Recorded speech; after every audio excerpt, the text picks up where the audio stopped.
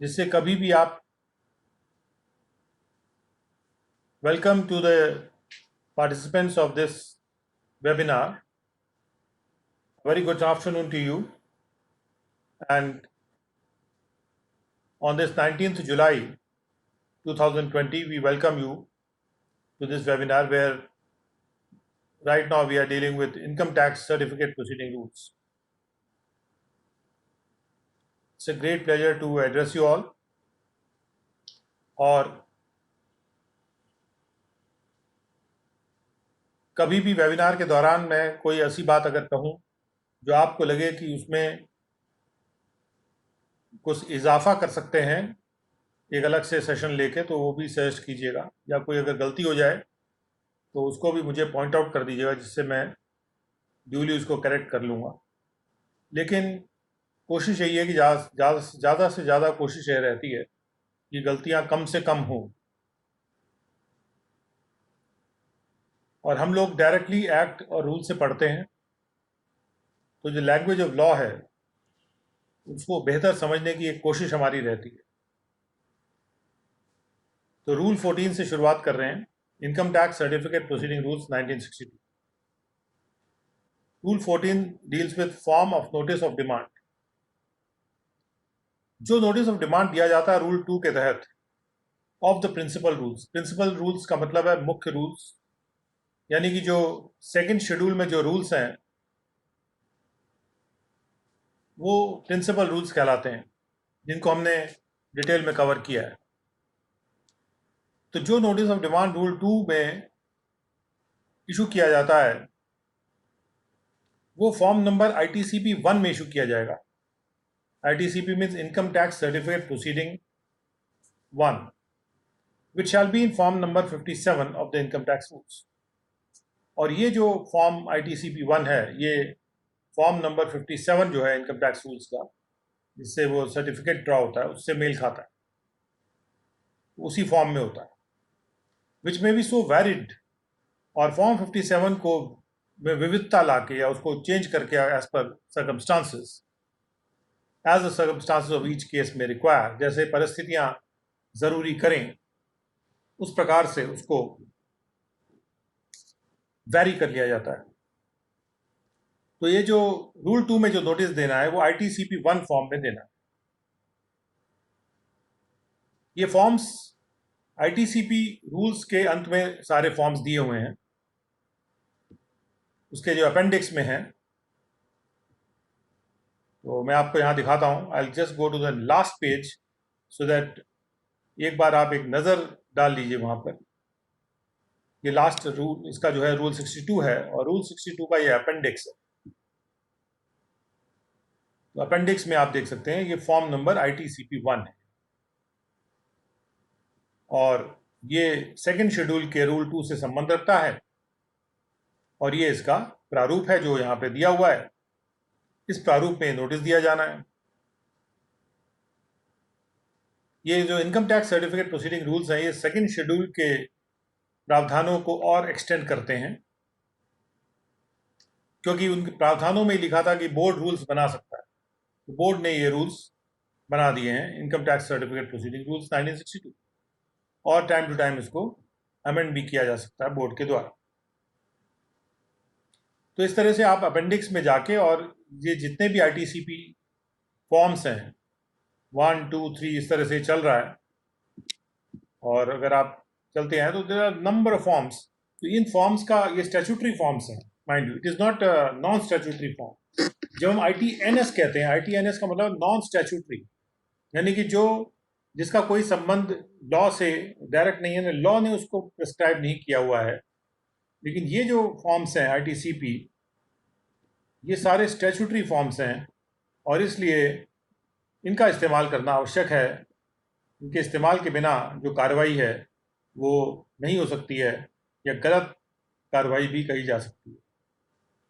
तो form number ITCP 30 तक ये 30 फॉर्म हैं जिनका इस्तेमाल रिकवरी के प्रोसेस में किया जाता है और किया जाना चाहिए। और रिकवरी के लिए आप देख सकते हैं कि 30 फॉर्म बना के इतना विस्तृत तरीके से 1962 में ही इतना बेहतरीन इंतज़ाम कर दिया गया है जिससे रिकवरी का प्रोसेस, टैक्स की रिकवरी का प्रोसेस सिंप्लीफाई हो जाए, आसान हो जाए. We go back to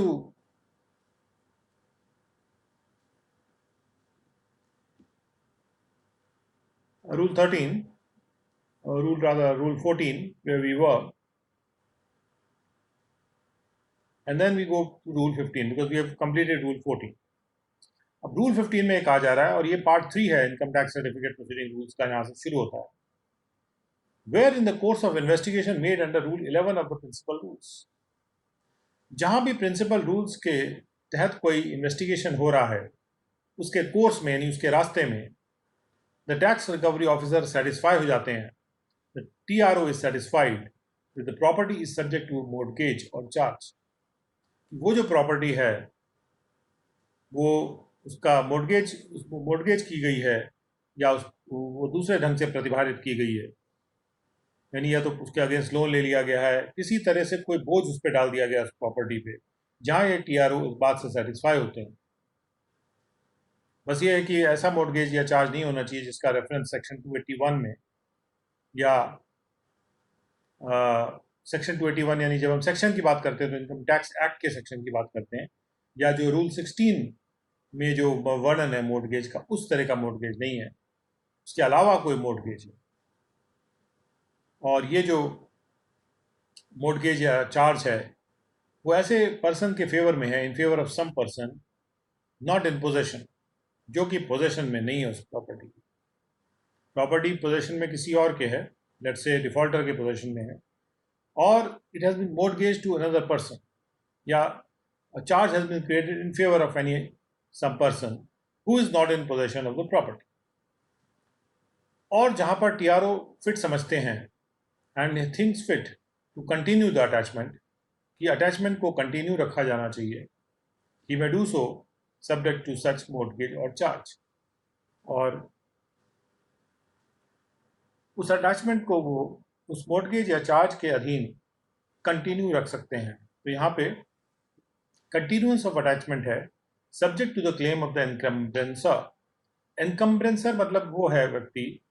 जो एनकम्बर्ड है, जिसने एनकम्बर कर दिया है प्रॉपर्टी को, यानी जिसने उस प्रॉपर्टी पे बोझ डाल दिया है, यानी कि जो उस प्रॉपर्टी का एडवांटेज ले सकता है, जैसे कि किसी ने लोन दिया उस प्रॉपर्टी के अगेंस्ट, तो वो व्यक्ति का चार्ज उस प्रॉपर्टी पे है और इसलिए उसका क्लेम वैलिड होगा. और जो अटैचमेंट है वो एनकम्ब्रेंसर के क्लेम के अधीन होगा, यानी जो एनकम्ब्रेंसर है उसका क्लेम यहाँ पे ज़्यादा वरीयता वाला क्लेम माना जाएगा, उसका दावा ज़्यादा वरीयता वाला दावा माना जाएगा, और उसके अधीन फिर भी अटैचमेंट जारी रखा जा सकता है. ये बात यहाँ पे की जा रही है. तो लेट अस से कि जो पहले से इसको और समझने के लिए let us go to rule 11 of the principal rules, और वहाँ देखते हैं कि ये इन्वेस्टिगेशन कौन सा हो रहा है. So we are moving to the schedule.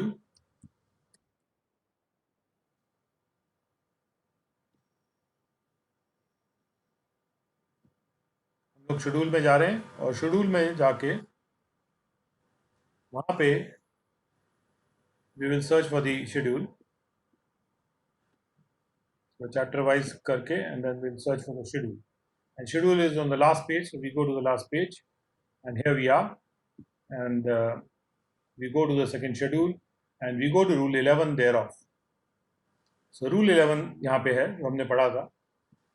Rule 11 ये कहता है कि जब भी कोई क्लेम प्रेफर की जाती है या कोई ऑब्जेक्शन किया जाता है अटैचमेंट या सेल पर किसी भी प्रॉपर्टी के, जो कि अटैचमेंट या सेल सर्टिफिकेट के एग्जीक्यूशन में किया जाना है, और ये जो ऑब्जेक्शन है ये इस ग्राउंड पे किया जाता है, इस आधार पे किया जाता है कि वो ऐसी प्रॉपर्टी जो है उसका अटैचमेंट नहीं होना चाहिए, वो अटैचमेंट के लायबल नहीं है या सेल के लायबल नहीं है, तो TRO जो है वो इसको इन्वेस्टिगेट करेंगे, उस क्लेम को या उस ऑब्जेक्शन को. ऑब्जेक्शन ये आ रहा है, किसी भी तरफ से आ सकता है, जिसने प्रॉपर्टी को एनकम्बर किया हुआ ऑब्जेक्शन करेगा, ये आपने कैसे अटैच कर लिया, मैंने लोन दे रखा है इस प्रॉपर्टी पे, तो वो अपना क्लेम लाएगा, और उस क्लेम का इन्वेस्टिगेशन टीआरओ करेंगे या उस ऑब्जेक्शन का इन्वेस्टिगेशन टीआरओ करेंगे। और बशर्ते ये कि कोई भी ऐसा इन्वेस्टिगेशन नहीं किया जाएगा जहाँ पे टीआरओ ये कंसिडर करते हैं कि वो जो क्लेम या ऑब्जेक्शन है उसको डिज़ाइन किया जा रहा है या बेकार में ही प्रोसीडिंग को डिले करने के लिए किया जा रहा है, जहाँ टीआरओ ने ये बात कंसिडर कर ली है कि ऑब्जेक्शन वॉज डिजाइनेडली और अननेसेसरली डिले, डिज़ाइन से डिले किया जा रहा है, अननेसेसरली डिले किया। ऑब्जेक्शन पहले करना चाहिए था, इतना दिन के बाद, इतना डिले के बाद, जब प्रॉपर्टी सेल होने जा रही है मान लीजिए, उसी वक्त आदमी अटैच ऑब्जेक्ट कर रहा है। What is the need? He had all the time in the world to raise an objection. Why didn't he do that? यदि टीआरओ ये कंसिडर करते हैं कि वो जो क्लेम या ऑब्जेक्शन है वो डिज़ाइन करके और बेकार में ही उसको डिले करके लाया जा रहा है, तो वो इन्वेस्टिगेशन उसका नहीं करेंगे। अगर टाइम से किया जाएगा तो उसका इन्वेस्टिगेशन कर सकते हैं। भाई जिसको ऑब्जेक्शन करना है वो समय से करे, टीआरओ की प्रोसीडिंग्स को खलल डालने के लिए ना करे। ना 11(2) में भी कहा जा रहा है कि जहां पर भी ये प्रॉपर्टी है जिसके रिस्पेक्ट में वो क्लेम या ऑब्जेक्शन अप्लाई कर रहा है और वो प्रॉपर्टी का सेल एडवर्टीजमेंट कर दिया गया रहा है,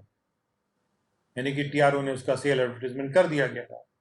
तो टीआरओ जो सेल ऑर्डर कर रहे हैं वो पोस्टपोन कर सकते हैं उसको, सेल को, पेंडिंग द इन्वेस्टिगेशन। ये जो इन्वेस्टिगेशन को करना है उसके पेंडिंग हो के अपने सेल को वो पोस्टपोन कर सकते हैं, अगर अभी केवल एडवर्टीजमेंट ही किया है। यानी एडवर्टीजमेंट करना कोई बड़ी बात नहीं है, ठीक है आपने एडवर्टीजमेंट कर दिया लेकिन उधर क्लेम आ गया या ऑब्जेक्शन आ गया, तो pending the investigation TRO order कर सकते हैं कि सेल पोस्टपोन की जा रही है और उसमें वो शर्त लगा सकते हैं, जैसे कि कोई सिक्योरिटी या कोई दूसरी चीज़ जो tax recovery officer fit deem करते हों, फिट मानते हों कि भाई अगर आपको ये क्लेम या ऑब्जेक्शन करना है तो आपको सिक्योरिटी जमा कर दीजिए, मैं इन्वेस्टिगेट करूंगा इसको। और 11(3) पे ये कहा जा रहा है कि जो क्लेमेंट है या दावेदार है या जो ऑब्जेक्ट कर रहा ऑब्जेक्टर जो है उसको कोई एविडेंस देना पड़ेगा। He must adduce the evidence. बिना एविडेंस के केवल ऑब्जेक्शन करने से काम नहीं चलने वाला है। He must adduce evidence to show that immovable property के केस में जब नोटिस सर्व किया गया था इस शेड्यूल के तहत, यानी रूल 2 में जो नोटिस सर्व किया गया था एरियर्स पे करने के लिए,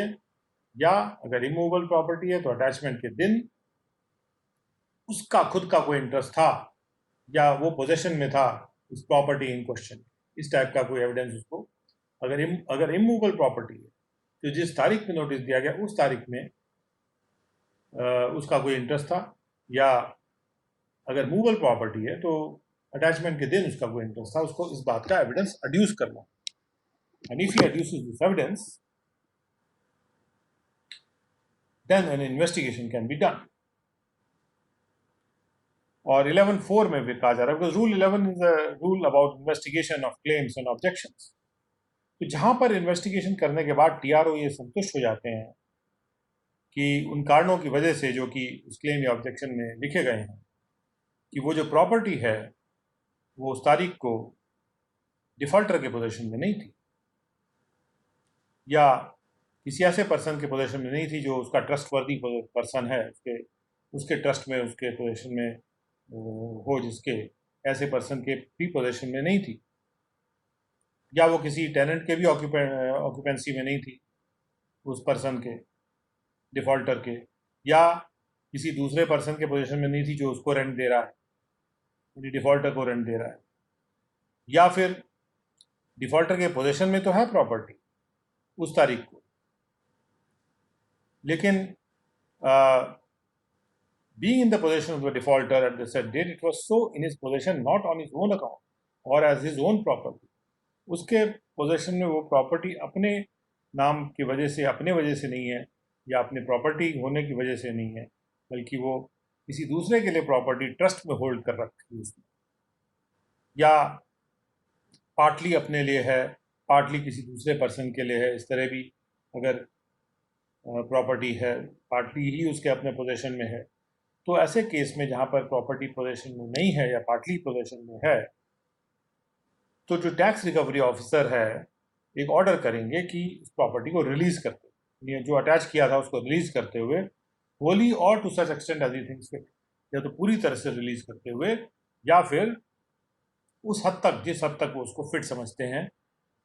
उसको वो रिलीज कर देंगे फ्रॉम द अटैचमेंट और फ्रॉम द सेल, क्योंकि इन्वेस्टिगेशन पे वो संतुष्ट हो गए कि प्रॉपर्टी तो डिफॉल्टर के पोजीशन में ही नहीं है अपने वजह से। और 5(11)(5) में कहा जा रहा है कि जहां पर टैक्स रिकवरी ऑफिसर इस बात से सेटिस्फाई होते हैं कि जो प्रॉपर्टी थी at the set date in the position of the defaulter as his own property, और प्रॉपर्टी अगर अपनी प्रॉपर्टी के रूप में उनके पोजीशन में है और दूसरे के वजह से नहीं है, या फिर वो किसी और पर्सन के पोजीशन में है लेकिन उनके ट्रस्ट पे है, या फिर किसी टेनेंट के पोजीशन में है, या दूसरे पर्सन के पोजीशन में जो उनको रेंट दे रहा है, अगर इस बात से टैक्स रिकवरी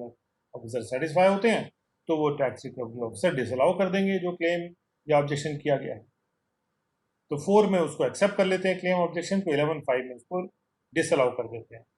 और उसके बाद जहाँ पर भी वो 11(6) में कहा गया है कि जब भी वो क्लेम या ऑब्जेक्शन बढ़ाया जाता है, प्रेफर किया जाता है, यानी कि आगे बढ़ाया जाता है, रखा जाता है, the party against whom an order is made, जिस पार्टी के भी अगेंस्ट ऑर्डर किया जाता है, may institute a suit in a civil court, चाहे वो डिफॉल्टर के फेवर में हो या दूसरे पार्टी के फेवर में हो, जिस पार्टी के फेवर में जिस पार्टी के अगेंस्ट ये ऑर्डर किया जा रहा है टीआरओ के द्वारा, वो सिविल कोर्ट में सूट फाइल कर सकती है अपने राइट को एस्टेब्लिश करने के लिए। मान ली कोई पार्टी आई, उसने ऑब्जेक्शन किया, टीआरओ ने इसको डिस्पोजल कर दिया ये कह के कि उसको रिजेक्ट कर दिया, तो उसके पास क्या जरिया है आगे जाने के लिए? तो उसके पास जरिया ये है कि वो सिविल कोर्ट में सूट फाइल कर सकता है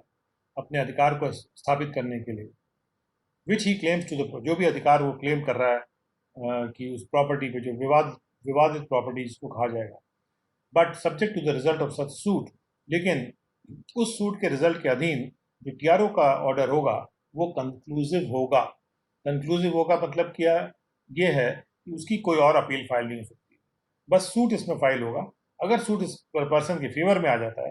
तो टीआरओ ने चूंकि ऑर्डर कर दिया था उसके खिलाफ, टीआरओ उसके बाद अटैचमेंट या सेल भी कर देगा प्रॉपर्टी को, लेकिन चूंकि इनका क्लेम सिविल कोर्ट में चला गया तो civil court can always stay the proceedings of the TRO, और अगर वो स्टे नहीं करते हैं तो उसका जो भी रिजल्ट होगा वो उनको भोगना होगा, या उसका जो भी बेनिफिट प्राप्त होगा तो वो बेनिफिट भी उस क्लेमेंट या ऑब्जेक्टर को मिल जाएगा एज पर लॉ। तो ये हुआ हमारा रूल 11। अच्छा, रूल 11 में जब भी कोई ऑब्जेक्शन आता है तो उस का इन्वेस्टिगेशन होता है, और जब वो इन्वेस्टिगेशन हो रहा है, और आपने देखा इन्वेस्टिगेशन टीआरओ तब करेंगे जब वो ये मानते हैं, ये कंसिडर कर रहे हैं कि उसको डिले करने के लिए प्रोसीडिंग को केवल वो ऑब्जेक्शन या क्लेम नहीं रखा जा रहा। तो उस इन्वेस्टिगेशन के दौरान जो रूल 11 के तहत किया जा रहा है, अगर टीआरओ इस बात से सेटिस्फाई हो जाए कि जो प्रॉपर्टी है वो उस पर मोर्टगेज है या चार्ज है, मतलब किसी और का कुछ हक है इस प्रॉपर्टी, किसी और पर्सन के फेवर में वो है, वो हक जो पर्सन पोजेशन में नहीं था प्रॉपर्टी, तो ऐसे कंडीशन में फिर भी वो ये ठीक समझते हैं कि वो अटैचमेंट को कंटिन्यू करें। वो ठीक कब समझेंगे? जब उनको लगेगा हाँ इससे फिर भी टैक्स निकल के आ सकता है, तो वो उस मोर्टगेज या चार्ज के सब्जेक्ट, उसके अधीन ही अपने अटैचमेंट को कंटिन्यू कर सकते हैं। अब ये कौन सा रूल 16 में कौन सा मोर्टगेज है जिसके अलावा अगर उनको लगता है कि प्रॉपर्टी उस मोर्टगेज में है, रूल 16 वाले मोर्टगेज में है तो वो अटैचमेंट को जो है कंटिन्यू नहीं कर सकते। सो लेट अस सी कि रूल 16 में क्या दिया हुआ है। रूल 16 में कहा जा रहा है कि private alienation to be void in certain cases. Rule 16 में कहा जा रहा है कि where notice has been served on a defaulter under rule 2, जब डिफॉल्टर पे नोटिस दे दिया गया, द डिफॉल्टर या उनका जो रिप्रेजेंटेटिव है इन इंटरेस्ट, वो कॉम्पिटेंट नहीं होंगे कि इस प्रॉपर्टी को mortgage, charge, lease otherwise deal कर सकें प्रॉपर्टी में बिलोंग टू हिम, सिवाय टैक्स रिकवरी ऑफिसर के परमिशन के, और ना ही कोई भी सिविल कोर्ट कोई प्रोसेस इशू कर सकता है किसी ऐसी प्रॉपर्टी के अगेंस्ट अपने डिक्री के एग्जीक्यूशन में पेमेंट ऑफ मनी के लिए। यानी टीआरओ का जो क्लेम है वो ज़्यादा मायने रखता है एक बार नोटिस उसने डिफॉल्टर पे सर्व कर दिया। और जहाँ पर भी कोई अटैचमेंट कर दिया गया है शेड्यूल में, तो उस केस में कोई भी अगर प्राइवेट ट्रांसफ़र या प्रॉपर्टी की डिलीवरी की जाती है जो अटैच कर दी गई है, या कोई भी इंटरेस्ट उसमें जो है उसको ट्रांसफ़र या डिलीवरी जो है, या और कोई भी पेमेंट डिफ़ॉल्टर को किसी डेट का, डिविडेंड का या किसी मनी का जो कि उस अटैचमेंट के विपरीत हो, वो वॉइड होगा। यानी एक बार अटैचमेंट जो है वो कर दिया गया, इस शेड्यूल के तहत जो अटैचमेंट था वो अगर अटैचमेंट कर दिया गया, तो कोई प्राइवेट ट्रांसफ़र नहीं किया जा सकता है उस प्रॉपर्टी का, या कोई डिलीवरी नहीं की जा सकती है उस प्रॉपर्टी की, या उसमें कोई इंटरेस्ट की डिलीवरी नहीं की जा सकती है। और कोई भी पेमेंट जो डिफ़ॉल्टर को किया जाता है, कोई भी पेमेंट नहीं किया जा सकता, और अगर कोई पेमेंट किया जाएगा तो वो वॉइड होगा सारे क्लेम्स के अगेंस्ट जो कि अटैचमेंट के अंतर्गत इन्फोर्सेबल है। यानी कि जो अटैचमेंट के जो क्लेम्स हैं वो प्राथमिकता प्राप्त करेंगे ऐसे कंडीशन। तो जो नोटिस का सर्व होना या अटैचमेंट का हो जाना इम्पॉर्टेंट इसलिए है कि नोटिस सर्व करने के बाद जो जो डिफ़ॉल्टर है उस प्रॉपर्टी पे कोई भी किसी तरह का कोई भार नहीं डलवा सकता, और सेल करने का तो सवाल ही नहीं है। और अटैचमेंट के बाद भी कोई भी पेमेंट वो उस प्रॉपर्टी के संबंध में रिसीव नहीं कर सकता, और कोई प्राइवेट ट्रांसफ़र भी वो नहीं कर सकता या डिलीवरी नहीं कर सकता उस प्रॉपर्टी की। वैसे प्राइवेट ट्रांसफ़र या डिलीवरी प्रॉपर्टी की वो नोटिस सर्व होने पर भी नहीं कर सकता, लेकिन अटैचमेंट एक बार कर दिया गया तो उसके बाद वो ये प्राइवेट ट्रांसफ़र या डिलीवरी प्रॉपर्टी का नहीं कर सकता, या कोई उस प्रॉपर्टी के संबंध में और कोई भी पेमेंट जो है वो उस अटैचमेंट के विपरीत, इस प्रॉपर्टी के अटैचमेंट के विपरीत अगर कोई पेमेंट वो रिसीव कर रहा है तो that payment will be void. ये है रूल 16। तो रूल 16 में जो मोर्टगेज की बात हो रही है वहाँ पे ये लिखा हुआ है कि वो मोर्टगेज नहीं कर सकता उस प्रॉपर्टी को, वो व्यक्ति मोर्टगेज नहीं कर सकता उस प्रॉपर्टी को। तो अगर, और यहाँ पे ये कहा जा रहा है कि अगर टीआरओ इस बात से सेटिस्फाइड है कि उसने प्रॉपर्टी को पहले से मोर्टगेज कर रखा। रूल 16 का जो मोर्टगेज है ये नोटिस सर्व होने के बाद होता है, और रूल 16 का जो मोर्टगेज है ये नोटिस सर्व होने के बाद अलाउड नहीं है, मतलब। लेकिन नोटिस सर्व होने से पहले का अगर कोई मोर्टगेज है उसकी बात यहाँ पे हो रही है, और इसलिए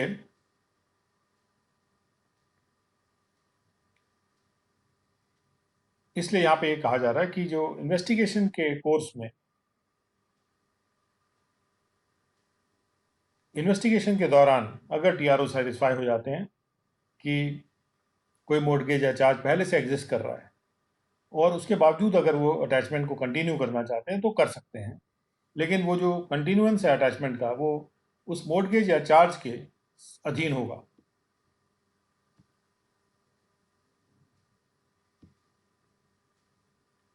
इसके बाद है रूल 16 पे।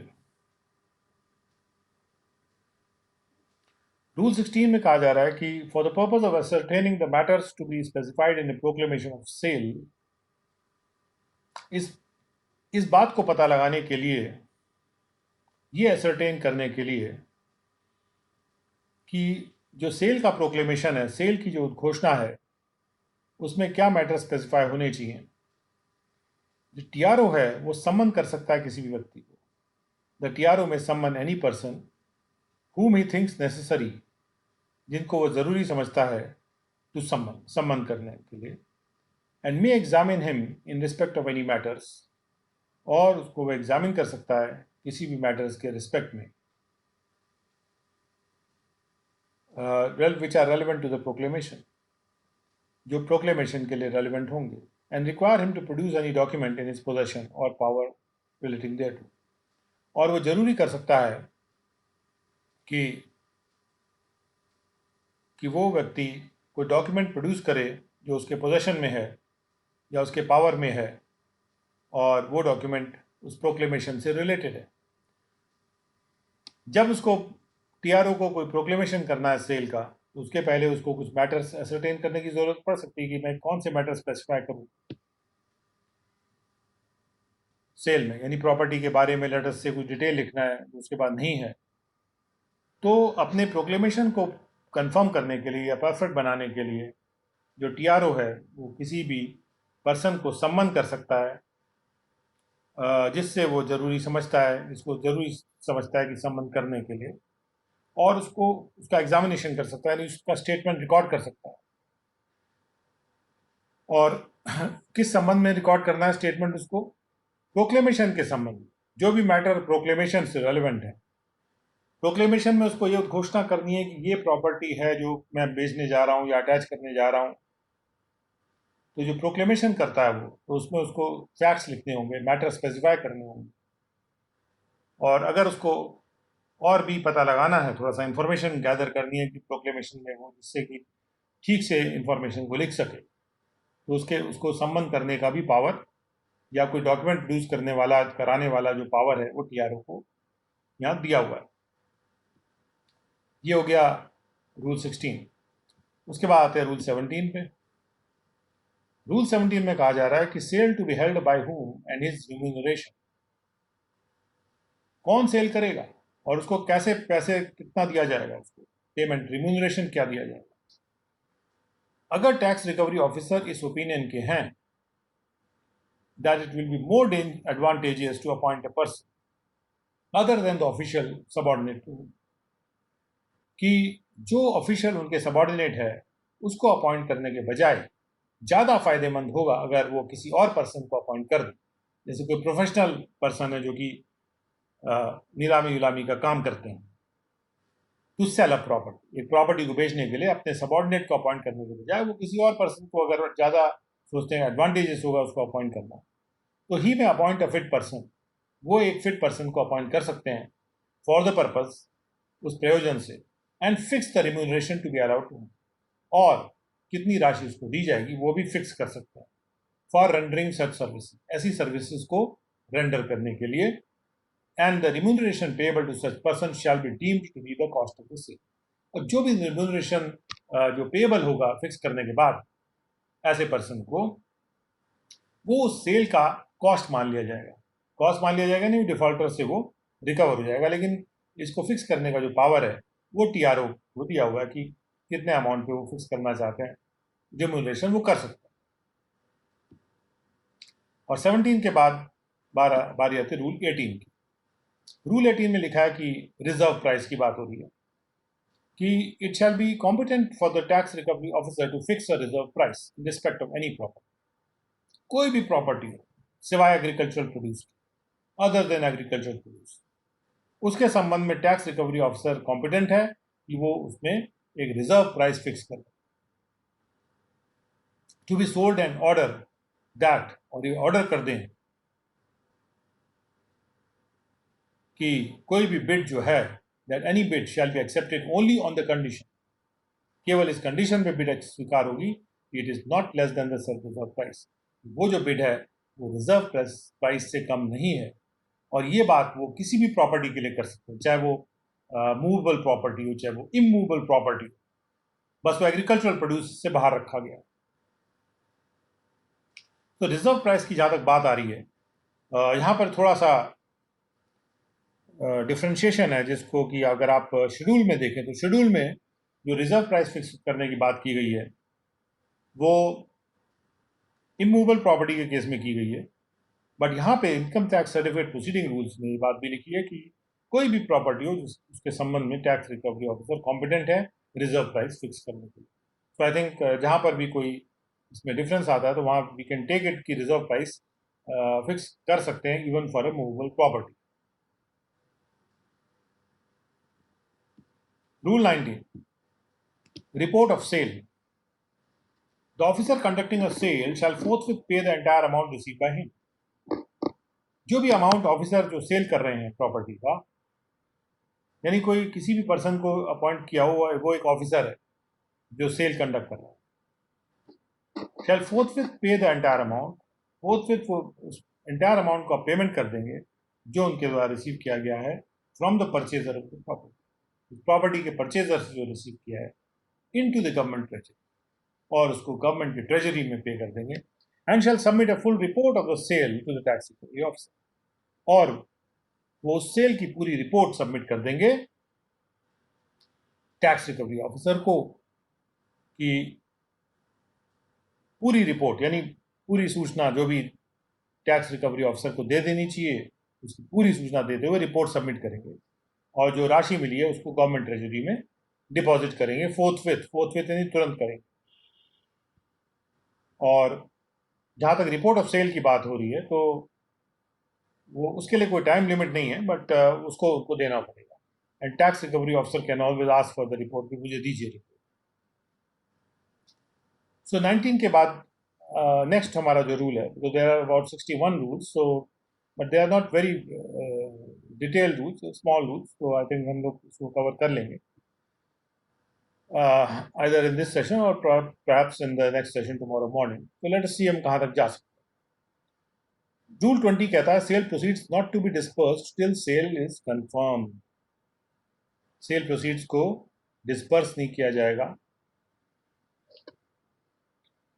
Proceeds of the sale of removable property shall not be dispersed, जो भी रिमूवेबल प्रॉपर्टी को सेल करने के बाद प्रोसीड्स आ रहे हैं, डिस्पर्स करना मतलब बांटना, डिस्पर्स नहीं किया जाएगा जब तक सेल कंफर्म नहीं होती है, until the sale is confirmed by the tax recovery officer, or where an appeal has been filed against the order confirming the sale until the disposal of the appeal, जहां पर appeal file कर दी गई उस order के खिलाफ जो cell confirm कर रहा है, और अपील जैसे आपने देखा था कि CIT एंड अबव ऑर्डर कोई भी ऑफिसर उसमें नियुक्त किए जा सकते हैं कि जो ये अपील सुनेंगे, और अगर अपील फाइल कर दी गई है तो अपील के डिस्पोजल तक जो भी प्रोसीड्स प्राप्त हुए हैं उनको डिस्पर्स नहीं किया जाएगा, उनको किसी को दिया नहीं जाएगा, और वो जो प्रोसीड्स ऑफ सेल है उनका कोई निष्पादन नहीं किया जाएगा जब तक कि सेल या तो टैक्स रिकवरी ऑफिसर के द्वारा कंफर्म नहीं कर दी जाती, या फिर अगर अपील फाइल कर दी गई है तो जब तक अपील नहीं डिस्पोज ऑफ होती। और 21 में एक आ गया है, और tax recovery officer normally sale को कंफर्म नहीं करते अगर अपील उसके खिलाफ फाइल हो जाती है तो। Now rule 21 says the registration of sale.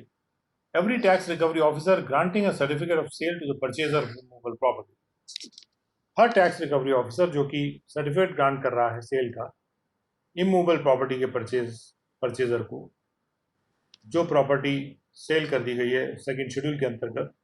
Shell send a copy of such certificate, वो उस सर्टिफिकेट की कॉपी को, एक कॉपी को भेजेगा रजिस्टरिंग ऑफिसर को, जो भी कंसर्न रजिस्टरिंग ऑफिसर है, जो भी इंडियन रजिस्ट्रेशन एक्ट 1908 में जो भी कंसर्न रजिस्टरिंग ऑफिसर है उसको भेजेगा, जो उन लोकल लिमिट्स के विद इन है, विद इन द लोकल, जिसके लोकल लिमिट्स में ज्यूरिसडिक्शन के, जिसके ज्यूरिसडिक्शन के लोकल लिमिट्स में वो जो इमूवेबल प्रॉपर्टी है पूर्णतया या फिर पार्ट में जो इमूवेबल प्रॉपर्टी सर्टिफिकेट में है वो सिचुएटेड है, जिस भी रजिस्टरिंग ऑफिसर के ज्यूरिसडिक्शन में वो स्थित है।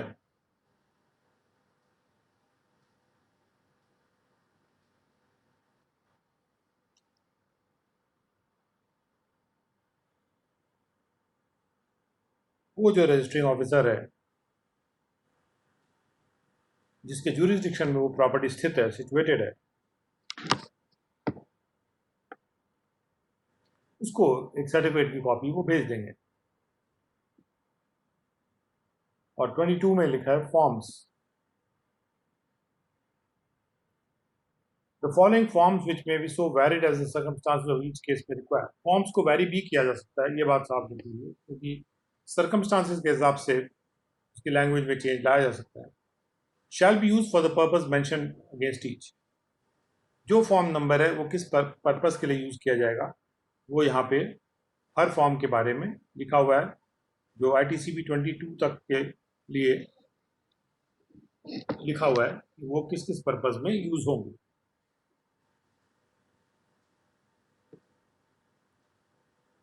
ये रूल 22 में फॉर्म्स दिए हुए हैं।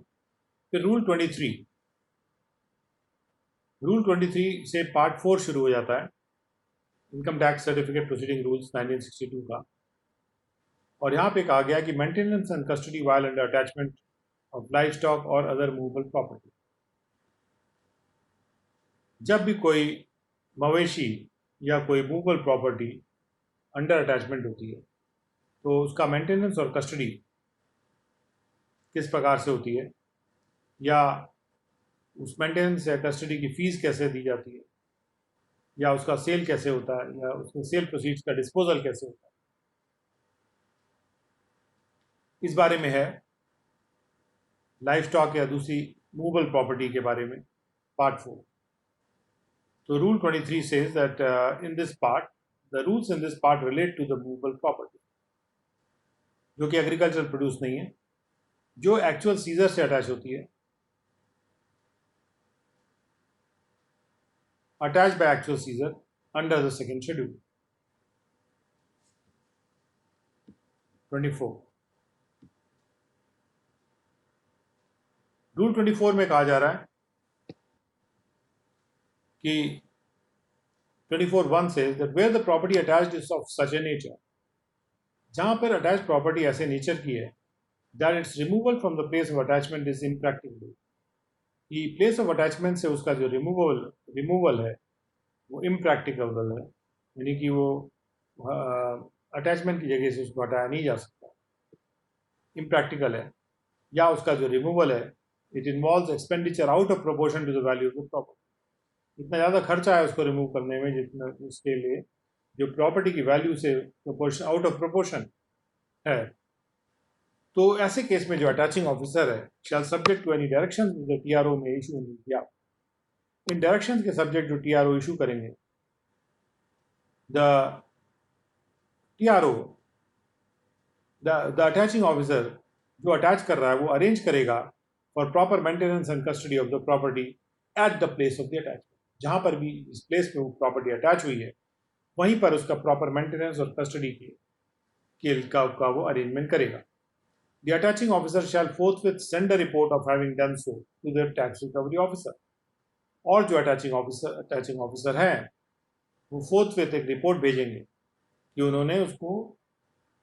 ऐसा कर दिया है, मतलब हैविंग डन सो यानी कि उसके मेंटेनेंस और कस्टडी के का प्रॉपर इंतजाम उन्होंने कर दिया है, इसकी रिपोर्ट वो टैक्स रिकवरी ऑफिसर को अटैचिंग ऑफिसर भेजें। तो एक पर्सन है जो अटैचिंग ऑफिसर है जिसको कि सेल करने के लिए कहा गया, पहले वो अटैच करता है फिर सेल करता है, तो TRO को वो रिपोर्ट भेज रहा है। 24(2) सेज कि ऑन रिसीट ऑफ रिपोर्ट, जब भी रिपोर्ट प्राप्त होती है फ्रॉम द अटैचिंग ऑफिसर, उस अटैचिंग ऑफिसर से जब रिपोर्ट प्राप्त होती है, ये attaching officer can be anybody, वो प्राइवेट इंडिविजुअल भी हो सकता है, डिपार्टमेंट का पर्सन भी हो सकता है, जो सबॉर्डिनेट हो सकता है TRO को, और ये रिपोर्ट रिसीव करने पे अटैचिंग ऑफिसर से अंडर सब रूल 1 जो TRO है वो या तो ऑर्डर करेगा उस प्रॉपर्टी के रिमूवल को to a place which he shall specify, एक ऐसी जगह पर उसको रिमूव करवाएगा, may either order the removal of the property to a place which he shall specify or sanction its maintenance, या तो उन्होंने कहा कि वो हटाया नहीं जा सकता प्रॉपर्टी को, अटैचिंग ऑफिसर ने रिपोर्ट दी है कि उसको रिमूव करना इम्प्रैक्टिकल है या उसमें बहुत ज़्यादा खर्चा आएगा जो कि प्रॉपर्टी की वैल्यू से डिसप्रोपोर्शनेट है। ऐसे कंडीशन में जब रिपोर्ट आती है तो TRO ये डिसाइड करे कि क्या उस प्रॉपर्टी को रिमूव कर दे किसी और जगह पे जो वो स्पेसिफाई करें, या फिर उसके मेंटेनेंस कस्टडी को वो सैंक्शन कर देगा, यानी जो अमाउंट है उसका वो सैंक्शन कर देगा, यानी ऑर्डर कर देगा कि उसका मेंटेनेंस एंड कस्टडी, अमाउंट की बात नहीं हो रही है यहाँ, फाइनेंशियल सैंक्शन की बात नहीं हो रही है यहाँ, एक तरह से उसको अलाउ कर देगा। सैंक्शन कर देना मतलब उसको ऑर्डर कर देना वो मेंटेनेंस एंड कस्टडी उसकी जो प्रॉपर्टी की है वो प्लेस ऑफ अटैचमेंट में ही हो जाए, और उसके लिए वो ऐसे कंडीशंस लगा देगा जैसे वो फिट समझता है। TRO can impose conditions which he may think fit or he may deem fit, and under those conditions the property will be maintained and be under custody at the place of attachment itself. और जहां वो agree नहीं कर रहे attaching officer के कहने से या उनके कंक्लूजन से, तो प्रॉपर्टी को रिमूव करा देंगे दूसरी जगह पे, इसको स्पेसिफाई करेंगे। 25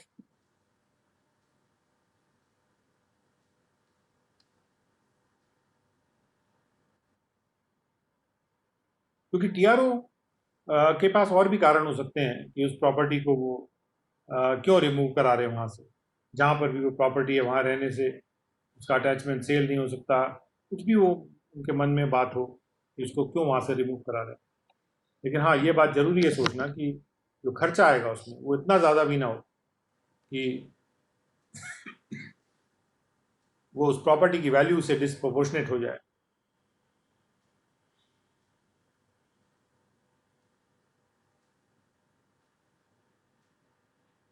We are going to rule 25, and that is opening before you now.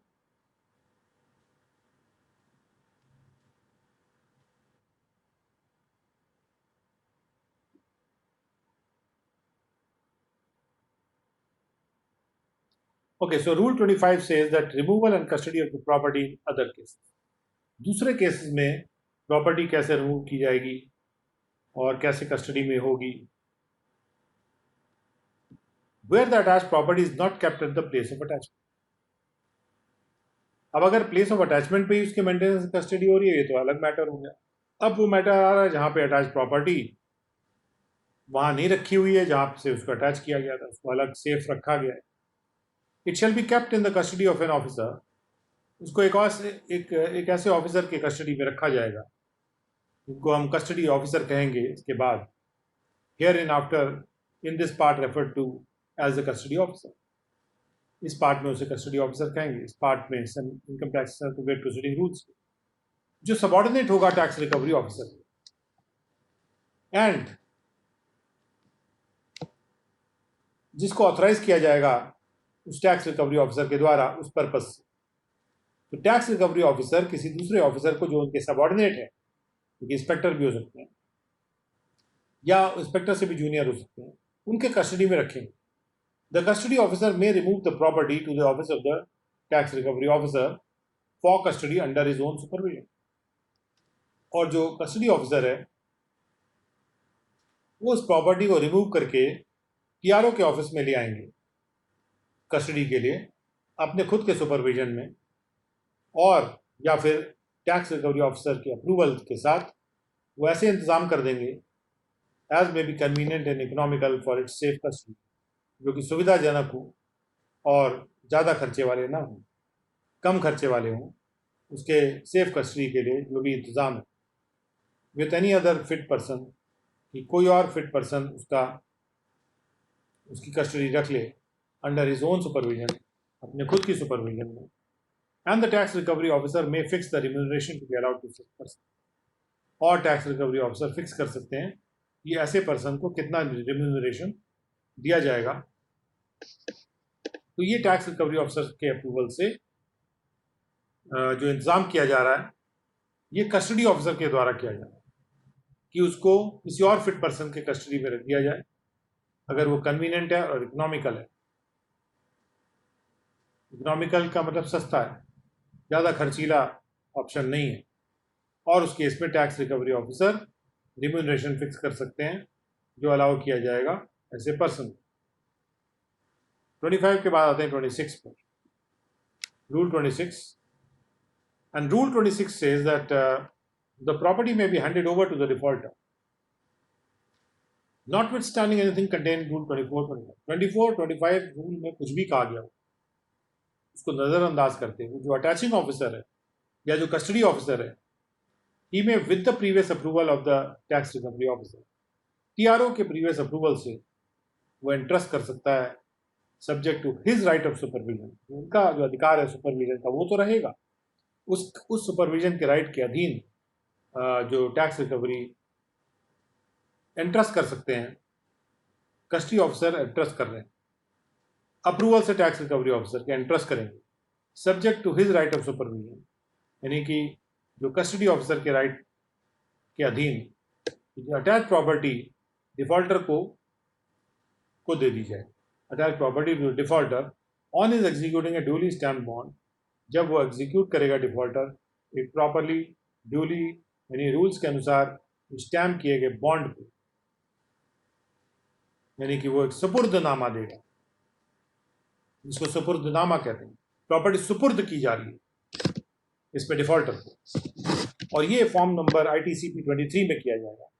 विच में बी सो वैरिड, और ITCP का जो फॉर्म है इस प्रकार से वैरी कर लिया जा सकता है as the circumstances of each case में रिक्वायर, जैसे वो सर्कमस्टांसेस रिक्वायर करते हैं, जरूरी करते हैं। अब इसका एक्सप्लेनेशन में कहा जा रहा है कि where the TRO proceeds to recover any arrears due from the defaulter by attachment and sale of or by appointing a receiver for the management of any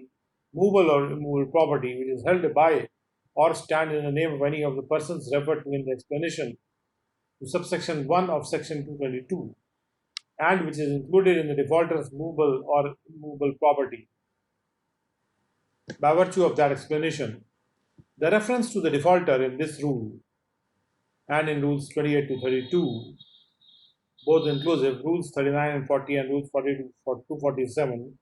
both inclusive, shall in relation to such movable or immovable property be construed as the reference to the person referred to in the said explanation. तो यहाँ ये कहा जा रहा है कि जहाँ पर 222(1) के एक्सप्लेनेशन के द्वारा, तो इसलिए 222(1) का एक्सप्लेनेशन पहले देख लेते हैं।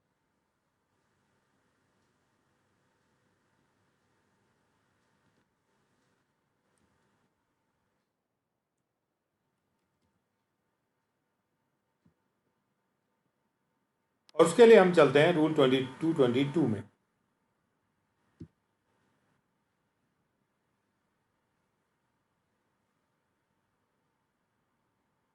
सेक्शन 222 में चलते हैं और उसमें जाके हम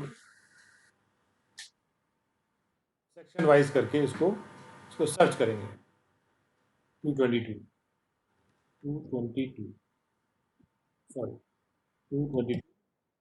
और इसको सर्च करेंगे।